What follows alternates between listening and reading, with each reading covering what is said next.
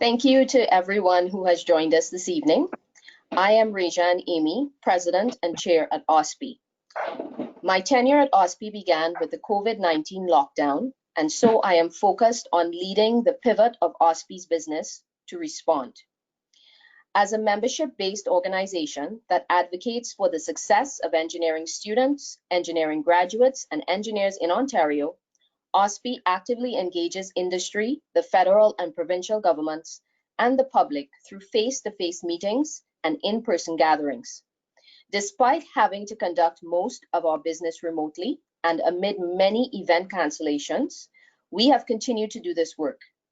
In understanding the engineer and what is important to them, I believe it is important to create depth in what already exists rather than to introduce new initiatives.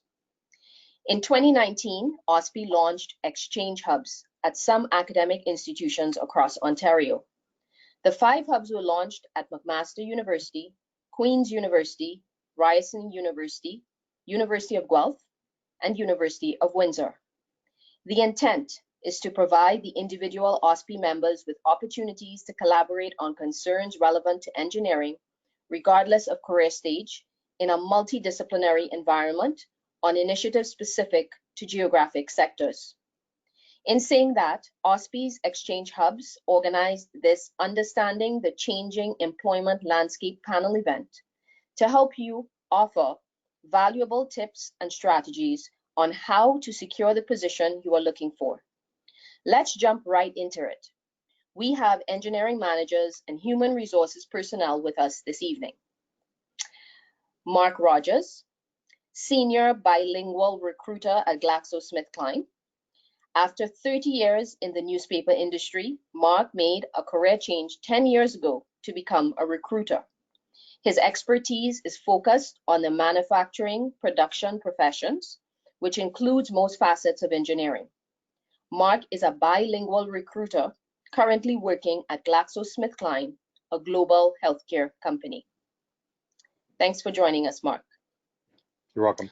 Next, we have Nadia Carrier, P.Eng, Regional Engineer at Enbridge Gas. Nadia Carrier is a mechanical engineer with experience working in both the commercial and industrial sectors.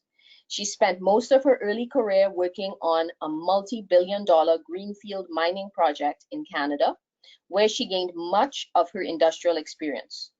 Shortly after receiving her P.Eng, Nadia decided to diversify her skills and spend time working in the commercial sector, specializing in building sciences. In her current role as regional engineer for Enbridge Gas, she is responsible for the safe and reliable distribution of natural gas throughout the northeastern region of Ontario. Thank you for joining us, Nadia. Last but not least, we have Chris Hunter, P.Eng, General Manager of Ontario Water Transportation and Design at GHD. Chris is a civil engineer with career experience in municipal water and wastewater infrastructure, which has led to his involvement in projects incorporating the design and construction of water and wastewater across North America, leading talented teams together with clients to create lasting community benefit. Chris's career has evolved into various leadership positions, and he is currently the general manager for the Ontario region, leading almost 1,000 talented people in the water, environment, transportation, properties, and buildings markets. So at this point in our programming, we have some pre-submitted questions that we collected from some of the participants of our hubs across Ontario. And we'll get to those first. So the first question, and I won't direct it to any panelist specifically. So I'll ask whoever would like to answer to jump in. What effect has COVID-19 had on the engineering industry? So I'll invite anyone to jump in first.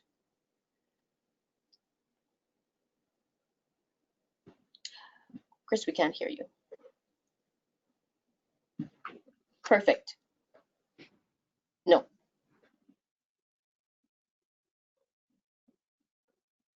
No. Okay. So we look like perfect, Marc. Thank you. Yeah. So thank you, Marc. Okay, so many of our engineers, and I work at a pharmaceutical company, GSK, many of our engineers are actually working from home. The ones that are coming into the office are the ones that are needed for the actual production lines because we produce what the government has deemed to be essential. But a lot of the chemical engineers or the business engineers are working from home. Perfect. Thank you, Marc. Nadia, did you want to jump in here? What effect has COVID-19 had on the engineering industry for you? I think it's definitely fostered innovation. So in our industry specifically, we have a lot of jobs that are customer facing. And during peak pandemic, we had to come up with protocols and procedures in a very quick manner that helped, give our employees a better way of dealing with customers in this COVID pandemic, as well as making sure they're safe and customers are safe as well. Okay, great. Thank you for that. So we'll move on to the next question, which is, can you provide context on how you expect COVID-19 to affect your industry and what you're looking to see in the coming months? Marc, did you want to take a stab at that one? Marc, you're on mute. Sorry. Thank you. We are an essential service. So basically, we haven't been affected a lot. We produce medications such as antihistamines for allergies and ventilators for coughing. So these are things that are needed so you don't spread the disease. Believe it or not, I'm busier now hiring than I've ever been. It's not business as usual, but it's really I guess we're fortunate. I'm really glad to be. I'm overwhelmed with work, and I'm glad. That's awesome. Nadia, how about you? What can you provide context on how you expect COVID-19 to affect your industry and what you're looking to see in the coming months? I think at first everyone was quite nervous, especially when we're all under quarantine in terms of job security and other things. But as we've come up with new procedures of working, new ways of working, it's definitely allowed us to continue with our hiring practices because as positions come up, they need to be filled. We still have, resource issues that we need to address. So I definitely think the status of things now are definitely ramped up and match the pre-COVID scenario. Perfect. Chris, can you hear us? I can hear you, and I'm hoping you hear me Perfect. now. We can hear you. So I'll direct this question for you. Thank you. Can you provide context on how you expect COVID-19 to affect your industry and what you're looking to see in the coming months? Yeah. So over the coming months, we're sort of being a bit cautious on how we're sort of moving forward with the business. I'm going to say with quite a bit of optimism as well. We are seeing the promise of infrastructure dollars come into the market, which we think is going to be quite positive for definitely our infrastructure business. And we're seeing different opportunities and new opportunities come up that we weren't even involved in before, whether that's planning for some places to come back to work, safety, health and safety, and workflow through different factories, or just getting back to business is creating a different group of opportunities. So it's exciting, but it's definitely a shift from where we were. Got it. Thank you. Thanks for that. So our next question, how did the shock of the industry affect those who are still employed with your organization?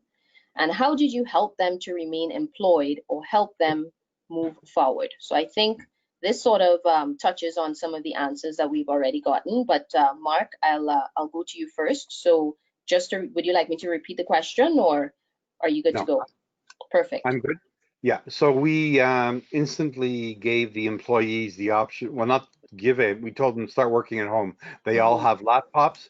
They were able to do their job. Many of them actually had phones on their laptop, the virtual, and we soon realized that you could still conduct business as usual. The biggest thing was learning how to disconnect at the end of the day. But yeah, you can get your normal stuff done, and there's less interruptions. I actually find that I'm getting more work done now that I'm not in the office. But boy, I miss my colleagues. Yeah, I do too. I understand. What about you, Nadia? I think flexibility, building on Marc's point, is definitely something that's helped all of us continue on through quarantine and as we're going back to the office. I have two small children, and if I didn't have that flexibility to work throughout the day, whether it's 9 a.m. or 9 p.m., it would be very hard for me, and I know many others, to continue working. Perfect. Thank you. Chris, how about you? Yeah, the workplace flexibility was something we always encouraged, but probably made a lot of excuses not to do. And what we're finding now, yeah, this forced us to do, remote meetings way more. It actually just pushed us into technology that was there that we weren't maximizing, and wow, we really put it to the test with COVID.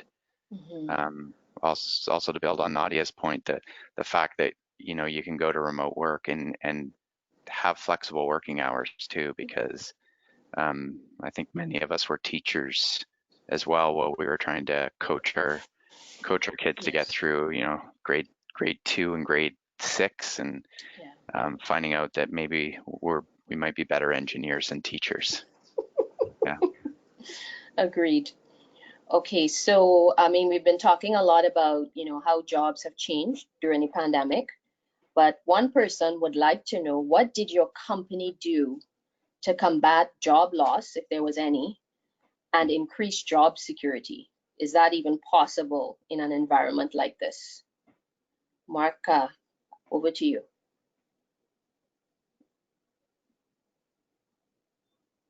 Marc, are you still there? Hi. Yes, I am. So we didn't have any job loss because everybody was able to keep working. But what they did for the manufacturing people that had to keep coming in was they created hallways that were one way and staircases that were one way so that people wouldn't cross each other. We also have a very strict entry examination. So no employee has actually come into the building with COVID. We have had 2 employees that we sent home because they had a fever, but I'm proud to say there hasn't been an employee who caught it from another employee. So they feel pretty safe. Okay, awesome. Thank you. Nadia, how about you? Our company employed a voluntary work option. So people who were on the brink of retirement had the ability to do that, and there were some incentives there as well. There's also leave for care of children or parents, that was also an option, and then leave for education and training was also an option. So by employing a bunch of those different options under the voluntary workforce, it definitely helped us achieve some of those savings that we were looking to see from a capital perspective. Perfect, thank you. Chris, how about you? Yeah, in line with Nadia, we took advantage of some of the volunteer aspects. We actually solicited any employee who wanted to, because we were all dealing with, like I said earlier, children and how to manage that. So we had quite a number of people that just said, "Can I work maybe a reduced work week?" So that was one piece that definitely was helpful.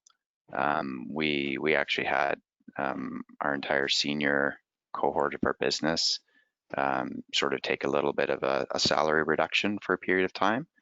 That was, from a cost perspective, that really helped us not cut very deep with respect to temporary layoffs and such. And for generally, they were all really temporary. So we've been pretty fortunate that the work has been pretty stable, and the people are back to work now. Yeah, excellent, excellent. So what opportunities and benefits do you really see coming out of this pandemic? What is the silver lining? Is there any, Marc? Marc, you're on mute. Thank you. Definitely, my household spending has decreased. In the 4 months since this started, I still have the same tank of gas in the car. It's Yes. down to a half a tank. And what I'm doing is I'm using that decreased spending from restaurants and movie theaters to actually pay off my debt faster. So instead of just, you know, splurging still, I've used the extra discretionary money to just pay down debt. I can understand that. Thanks, Marc. What about you, Nadia? Any I silver lining? think so. I think there's a lot more working remote options where you don't have to be in the office, you know, in the future. Maybe you're in the office once a week when required.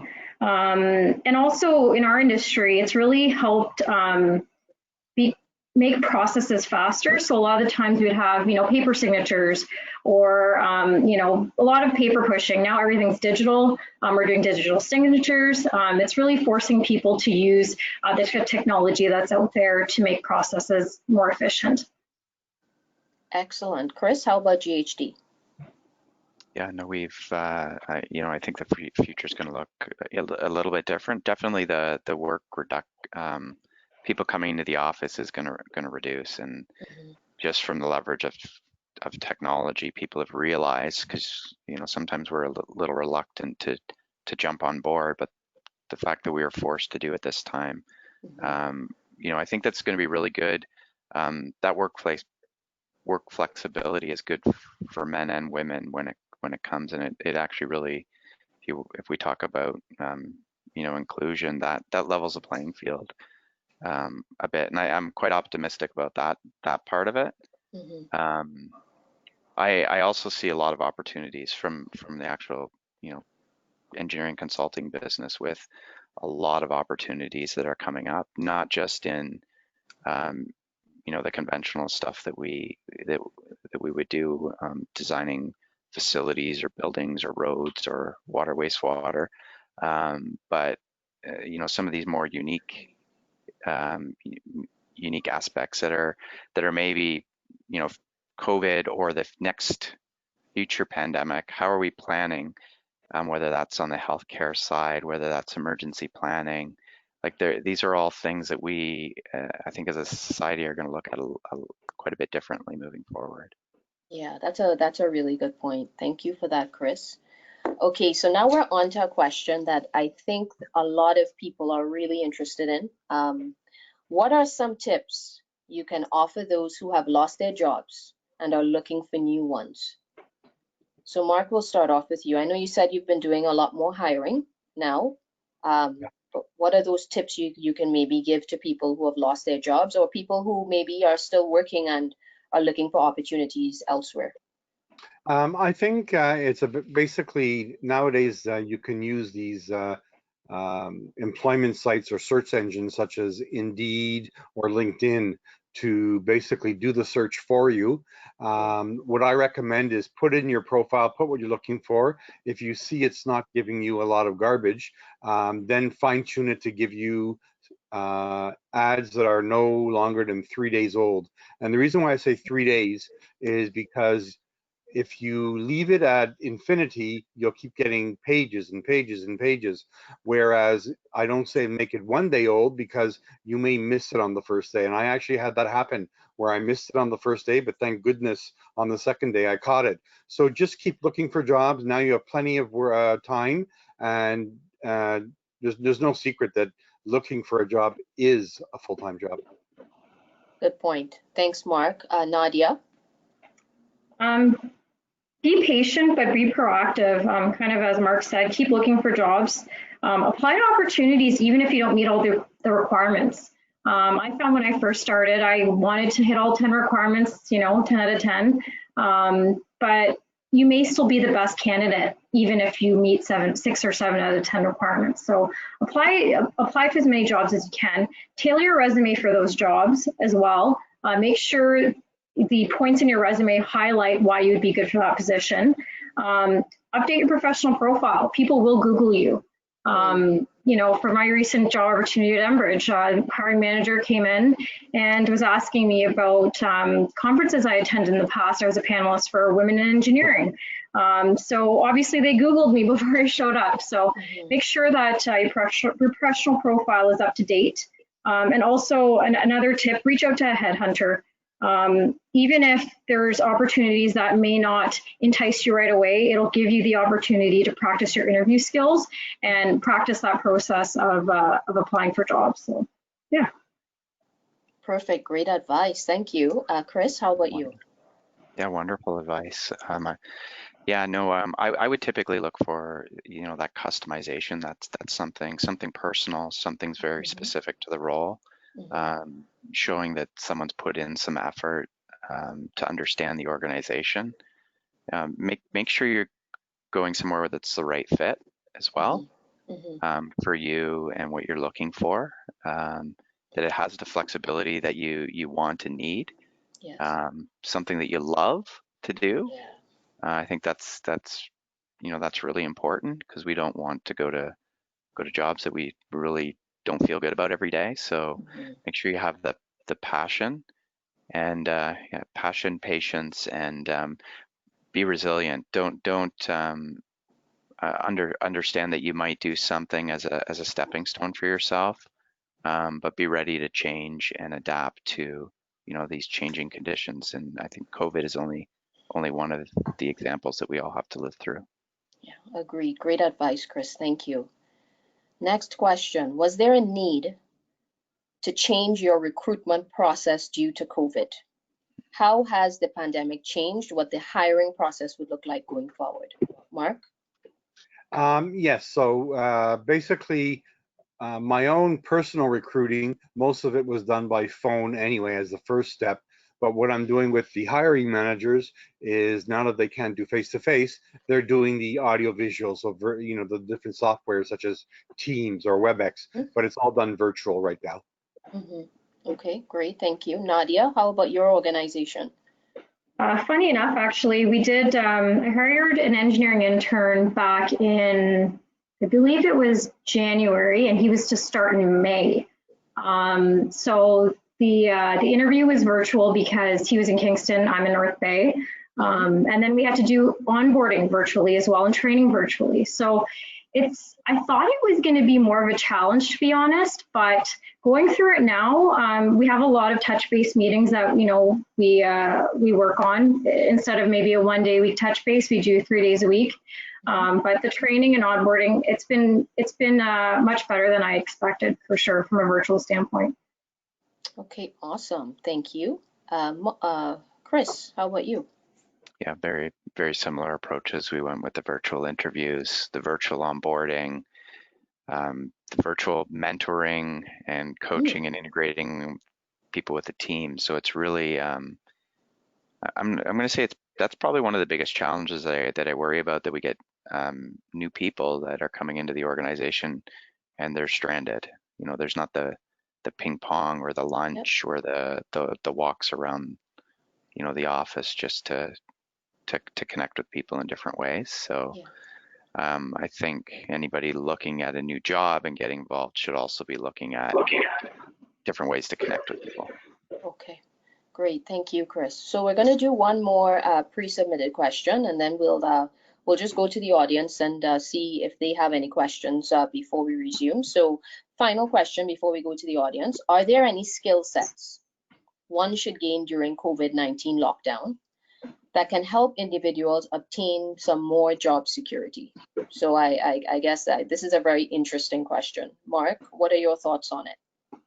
Yeah, I couldn't think of any just skill sets. What I would say is, we all know ourselves well enough that we probably know where our weaknesses are, and now's a great time to do an online course or two to improve ourselves. So I would just say, take an online course. It's convenient. You don't have to go down to the university or whatever, and still get the accreditation for it.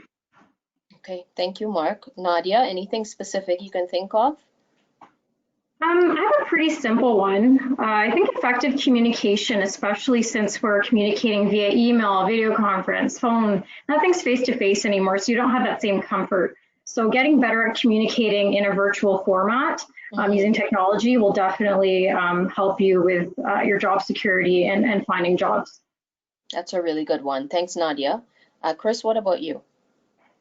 Yeah, I think practice makes perfect. So in line with the training and the communication, you know, participating in events like this, practicing video conferencing because it's not easy. It feels awkward. Um, it's an acquired taste for sure. It sure is. Okay, all right. So we'll now move on to the questions from the audience. So I'll turn it over to Natasha. Natasha, please go ahead. Thank you, Réjeanne. So we do have some questions here in the question box that I'll start with, but if anybody else does have any additional questions, if you wanted to raise your hand and ask it within the window, we can do it that way. Or if you feel more comfortable, please just enter them into the question section. So the first question is 5G telecommunication jobs and the professional engineer in Canada. So I'm guessing they're probably asking, you know, about those type of jobs and, you know, in relation to the professional engineers in Canada. How is that going? Or Well, I think the question is for any of the panelists we have, whether any of them deal with 5G in the workplace and how that's going to impact engineers. So Marc, we'll go to you first. Yeah, so for us, basically, the engineers that are working, most of them are able to take a certain amount of time to work from home. The only ones that are on the site are actually the ones involved with production. We're not bringing in anybody new right now, although I did a few weeks ago, and it was done completely, their orientation and stuff was done at home. So I think we're getting a little more comfortable with the way we're bringing people in, and I think it was Krista mentioned before. Yeah, I mean, eventually they'll have the luxury of being able to have coffee together and stuff like that. But there are these multiple conference meetings where they are getting to know one another. Okay, thank you, Marc. Nadia, what are your thoughts? I think it's important. Like I do a lot of site work, so be able to go on my hotspot or, you know, be able to access my files on my computer with a 5G network is definitely something that's important to me. Okay, great. Thank you. Chris, any thoughts on this? Yeah, I probably don't have a lot to add. We haven't been too involved in the deployment of 5G, but it will obviously provide a benefit for remote working. Okay, great. We're working remote with our devices or hotspots all the time. Okay, Natasha. thank you. The next question is, how new technologies, how can they improve the workplace after COVID-19? Okay, Marc, any thoughts on this? That's a difficult one. All I can say that since the beginning of COVID, we've actually changed some of the softwares we're using on the communication side to make it better, less freezing of the frames. I would just say hopefully the technology will continue to get better and make meetings where people are freezing up less of a hassle. Okay, Nadia, how about your org? Kind of same thing. We've moved from Skype for Business to Microsoft Teams. It's definitely helped us collaborate a little bit better. So yeah, we're definitely moving with the times, and as better softwares come out, we're definitely deploying them. Okay, great. Chris, how about you? Yeah, no, I think COVID has made us think about a few different things. One that it's COVID generated, but I wonder if it will last longer is really we developed a bit of a boarding pass application. So people coming into the office, take their own, ask their, how am I feeling? What's my temperature? These type of things before they go to the office.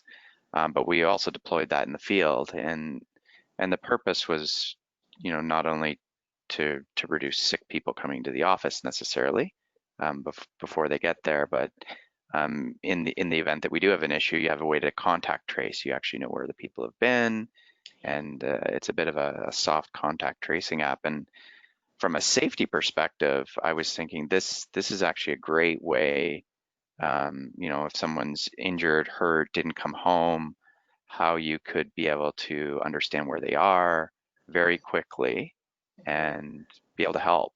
And I kind of wonder if that's something that we maintain even after COVID. It sounds or some version of it. Yeah, it sounds quite possible actually. Natasha, next question.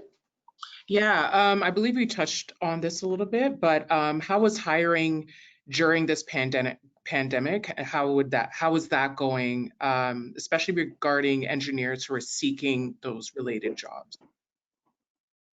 So engineers who are seeking jobs, how is it now in this pandemic being able to hire for engineers? Okay, so Marc, I know you already answered this, but please do so again. I could actually add to it. This is kind of funny. I'm actually finding COVID a blessing in that way to interview engineers. They're very busy people, but now that I could reach them at home, the process is going much quicker between first, second, third interviews and then hiring them, because I can reach them all the time, and like I love it. Excellent. Naadia? I don't have too much to add. The virtual interviews and onboarding has been working great. There's still positions out there that we're hiring for. There's still resource requirements. So nothing has really stopped, I think, our ability to hire more people at this point in time. And Chris?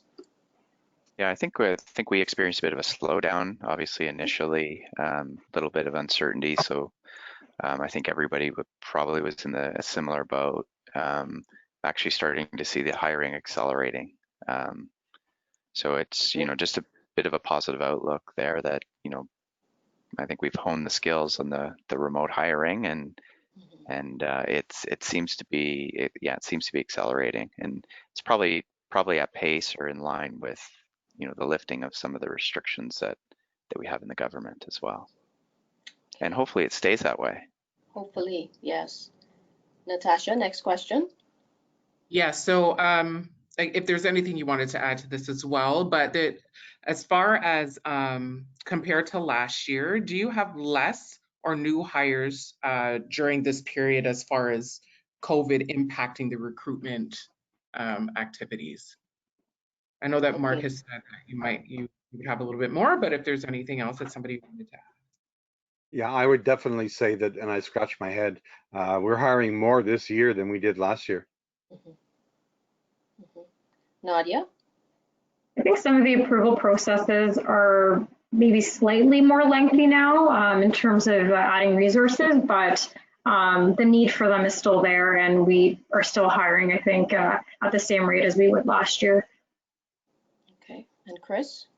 I think we're getting to that similar point. We're probably not there, but I think we're getting close to being closer to normal, if not exceeding last year, as we sort of accelerate. Okay. Okay, Natasha, do we have any more questions? Yes. Are you, the panelists, concerned about your future projects because of possible economic issues? Maybe there are not that much projects and work in the future that affects employment. Well, being in healthcare, I'm finding that we're less affected, or there's less uncertainty. But from what I see in the other companies, yeah, I would say that there'll be a big change in the way companies think. I think they're going to finally realize that they can get rid of some of their real estate and save money and just have employees work at home. That should in turn improve the work-life balance. So I think there is the potential for a lot of good to come out of this from a bad situation. But like I said, I don't see us being in trouble that way. So maybe excuse the expression, maybe we're just in a bubble. Got it. Naadia? During March and April, a lot of our due to the uncertainty, a lot of our capital projects were being deferred, for good reason. But as of, I would say, May, June, everything is full steam ahead. So we are still committed to completing all the capital projects that that we've planned out for 2020, which is good. Awesome. Okay, and Chris, how about you? Yeah, I think we're seeing we were seeing a slower start to project awards and stuff.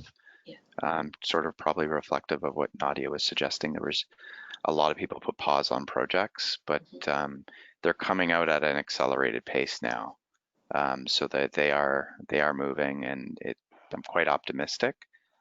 We do scenario planning, like everybody worries, and I think it's responsible to sort of think, well, what if these projects stop and stuff, and you try to plan, hope for that best scenario, but plan for some challenges along the way. Okay, Natasha, any more?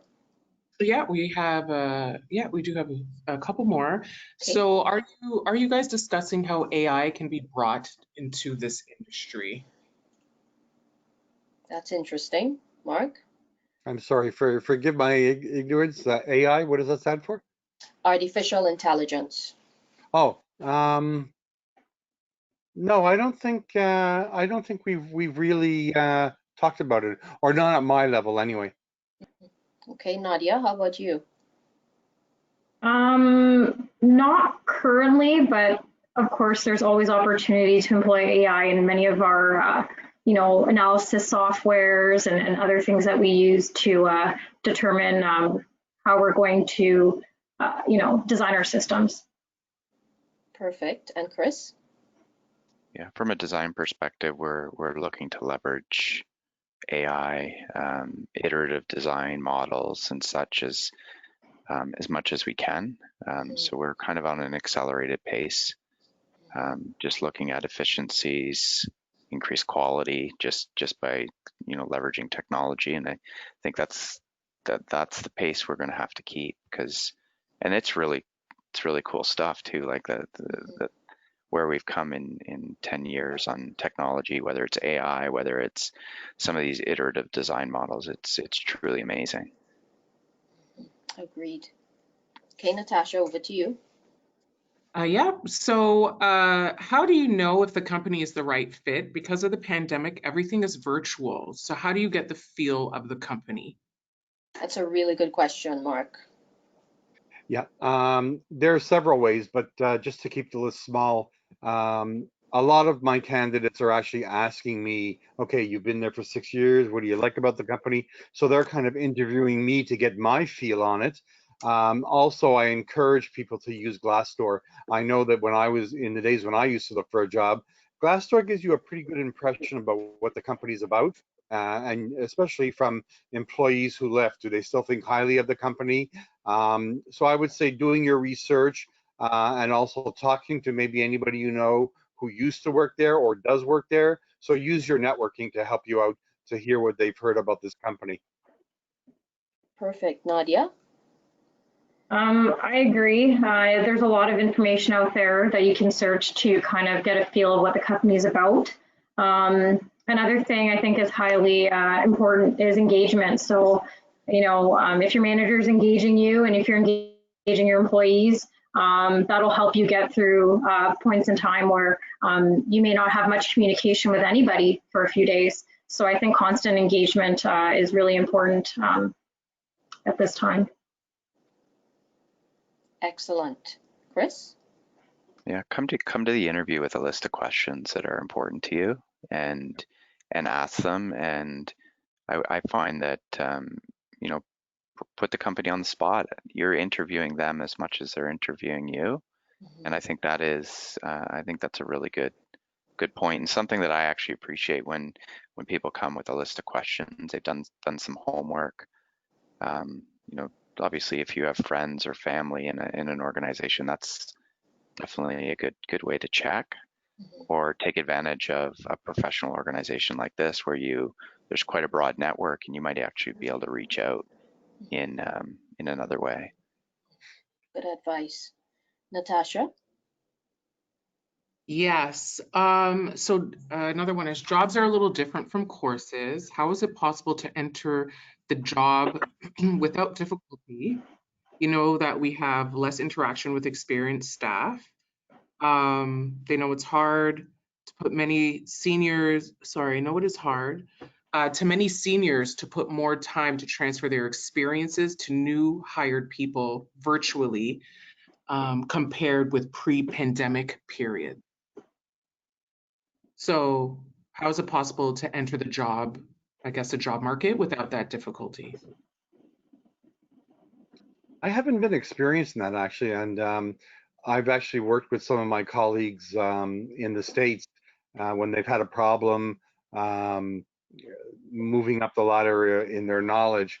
It can all be still done virtually. So I don't know if I'm understanding the question properly, but I haven't seen a difference. You could still be very good with your networking with, by still doing it audio visual. As a matter of fact, about once a week, a bunch of us get together and have lunch together on a Friday, just virtually. Okay, thank you. Naadia? I think even in the office environment, it can sometimes be very hard to promote that knowledge transfer if you don't actively make opportunities for yourself to create some of those discussions. So kind of building on Marc's virtual coffees, you can have a virtual coffee with someone once a week and, just ask them a bunch of questions and, get perspective on their roles. Our organization also has a mentorship program at any level. So even some of our senior VPs are in a mentorship program. And that really allows you to commit to those virtual coffees and get that knowledge transfer that you're looking for. It's a really good advice, Naadia. Chris? Yeah, I've seen the mentoring kind of increase a little more formally with the teams because people are feeling a gap there. So it's I know that I've added a few people to the sort of the mentoring cohort because just there's a hunger for it that you don't get by walking to the water cooler sometimes. Yeah, the idea is like it's also happened quite organically from a technology perspective. Various groups have got together, whether it's by office, whether it's by, we had the Black community, we had the LGBTQ community, and they've all formed these virtual communities now, which has been really cool. And yeah, they're, our finance team did a cooking night and recipes and game shows, and all these just neat things are happening that may have been just done after hours. People are arranging it virtually. So we're finding a way, and it's kind of just a testament that I guess us as engineers are solution solvers. So we're figuring it out. That's awesome. That's great. Natasha, do we have any more questions? We do. We have our two last questions. Okay. So how do you find volunteering opportunities in the engineering field? Yeah, that's a tough one. Our company used to do quite a bit, actually, never mind the volunteering, but having internships or having summer student programs. I really I can identify with what the newcomers in engineering go through. So yeah, that is a tough one. There is no easy answer that I could think of. Maybe one of my colleagues can. Okay, Naadia? We employ quite a few interns throughout the organization through that co-op program through most universities. So if you're still in university, I'd encourage you to participate in something like that. It gets you some real world experience in the engineering field and gives you some perspective on where you might want to go after you've graduated. Okay, great. Chris? Yeah, I think the question was related to volunteering, and I think we struggle with that a little bit because we are focused on interns and co-ops for the most part from those temporary or contract labor force. Yeah. But there is a hunger. I know there is a hunger, especially with a lot of foreign trained engineers just trying to build some experience and stuff. And it's probably worth another discussion another time on how do we build that. And I think sometimes it's about giving some people a chance. And that's something that we probably all need to do a little bit more of. Yeah, agreed. Okay, Natasha, what's our final question from the audience tonight? So this one might be a little bit more for you, Réjeanne. And a great way to transition to our next point of the agenda. But what does OSPE offer for new graduates transitioning to the engineering field? So OSPE has quite a few offerings. We have many events. We have something called an E3 event where we work with employers. They come in, it's sort of like a job fair. You get an opportunity to network and interact with them, which is exceptional. We have many professional development courses available at OSPE as well. So they can range from networking to leadership courses to much more technical courses depending on your field. And we also have an amazing job board for the entire engineering community where many employers post jobs across all different types of fields, so not just within engineering, basically mainly focused on people who are looking for engineers to do jobs, whether they're engineering jobs or not. So those are some of the highlights, and I think, as Natasha said, it's actually a perfect segue into the next portion of our discussion this evening. I will now turn it over to John De Silva, who is OSPE's Learning Solutions Manager. John oversees OSPE's Ontario Engineering Academy and will speak to us for a few minutes about the Academy. Over to you, John. Oh, thank you so much, Réjeanne, and great dialogue from the panelists, and thank you for everyone. I'm sure, Natasha, I don't know if you have the slide deck that you can probably show on the screen to make the conversation a little bit more fluid. Yep. Can you see it on your end, everybody? Yeah. So just to give context to everyone, the OSPE launched the Engineering Academy at the AGM, and this is it's a tremendous opportunity. And if you can go on to the next slide, I'll demonstrate a lot of what your questions are stemming from, because there's a tremendous change in the marketplace that we're experiencing.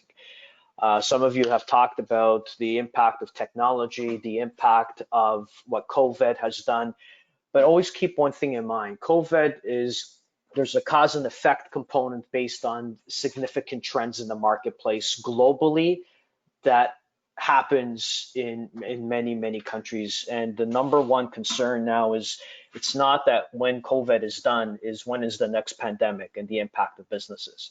But the big benefit is that when we see these massive trends that are happening, there's a skill set that is now rejuvenated. There's a new talent element that is required by many companies.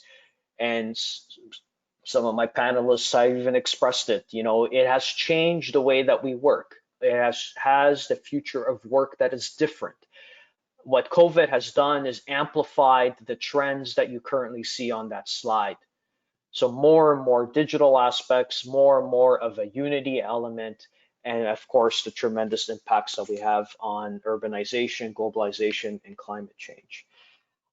So for this reason, if you can go on to the next slide, Natasha, we looked at creating the Academy.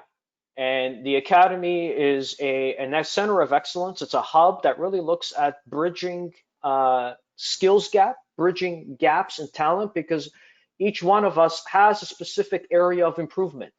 It's not necessarily a weakness, but it's an area of improvement that we all need to look at. And it's a lifelong learning process. In OSPE, when we look at the Academy, we look at really stemming from 3 distinct areas. So if you can go on to the next slide, Natasha. And these areas that we look at is, you know, amongst the engineering profession, I'm a licensed professional engineer in Alberta and also in Ontario. And one of the common traits is, professional competencies have always been a challenge for engineers because that's not how we're structured in our degree programs in Canada specifically. So we look at building a competency that focuses on the necessary needs when we look at writing skills, technical communication, effective communication that Nadia mentioned, virtual communication. What does that mean? And the technology components that are really layering all these segments within industry and big market elements. So when we look at the artificial intelligence, I heard that question, AI. Remember, artificial intelligence is no different than what the calculator did to accountants, right? So it's making things cheaper and it's making things accessible. And as cost drives down, there will be changes to one's career path. It's inevitable. Technology is playing that tremendous role. But one of the key things for everybody to take note is that AI is not a replacement for humans, because AI has one ingredient that humans are very good at, which is judgment. So we are still able to make the necessary decisions and make the decisions that are right. Cybersecurity threats. Every one of us going online now has a tremendous cybersecurity threat. And these are just examples on where we look at courses, certificates, programs related to these areas. And the distinct energy to society elements where we look at the transportation impact, the infrastructure impact that is making.